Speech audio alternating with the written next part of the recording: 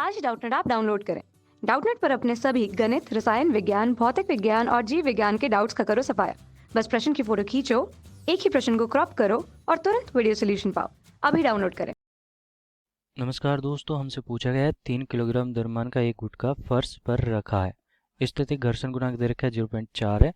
3 Newton का एक बल F चित्रानुसार गुटके पर लगाया जाता है। तो गुटके तथा फर्श के बीच में घर्षण बल हमें ज्ञात करना है। तो हमारा प्रश्न क्या कह रहा है कि F जो है वो 3 न्यूटन का है और इस गुटके पर लगाया जा रहा है, ये गुटका है हमारा, और उसका द्रव्यमान दे रखा है 3 किलोग्राम। और जब ये यहाँ पे बल लगा रहे हैं तो उसकी वजह से क्या होगा कि इस बल के विपरीत दिशा में एक घर्षण बल उत्पन्न होगा एफ एस। तो उसका मान हमें ज्ञात करना है। तो दोस्तों यहाँ पर क्या है कि इस भार के कारण अधिकतम जो घर्षण बल आ सकता है वो कितना आएगा। ये भार हो गया नॉर्मल, जो अभिलंबवत वो प्रतिक्रिया होगी वो कितनी होगी, न्यू एम जी। तो ये हो गया हमारा एफ एस जो कि अधिकतम मान है घर्षण बल का। तो यहाँ पे म्यू एम जी, म्यू का मान कितना है 0.4, एम का मान हमें दे रखा है 3 किलोग्राम और यहाँ पे जी का मान 10 है। तो इसको मैं कह सकता हूँ कि 12 न्यूटन। तो हमारा अधिकतम जो मान हो सकता है इस गुटके के भार के कारण, जो अधिकतम घर्षण बल हो सकता है वो 12 न्यूटन हो सकता है। लेकिन दोस्तों अगर 12 न्यूटन यहाँ पे अधिकतम बल है तो यहाँ पर कितना न्यूटन लगाना चाहिए मुझे कि ये गति करने लग जाए, कि 12 न्यूटन होना चाहिए था, लेकिन हमारे पास तो 3 न्यूटन ही है।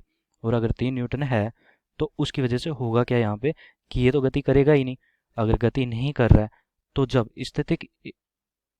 स्थिति में है तो क्या होगा, यहाँ पर जो हमारा 3 न्यूटन का बल लग रहा था उतना ही उल्टा लगेगा, उतनी ही प्रतिक्रिया देगा ये घर्षण बल।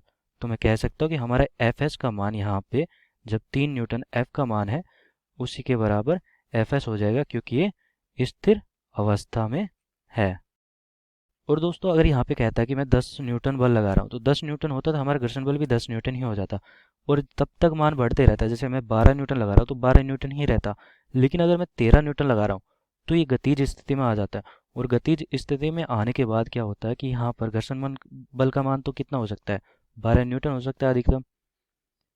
तो यहाँ पे एक त्वरण उत्पन्न होता है और घर्षण बल का मान 12 न्यूटन हो जाता हमारा अधिकतम।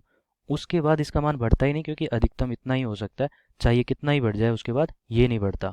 लेकिन अगर स्थिर अवस्था में है तो ये जितना होगा उतना ही ये विपरीत दिशा में घर्षण बल होगा।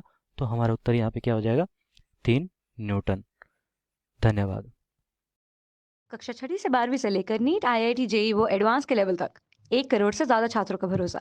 आज ही डाउनलोड करें डाउटनेट ऐप या व्हाट्सएप करें अपने सारे डाउट्स 8400 400 400 पर।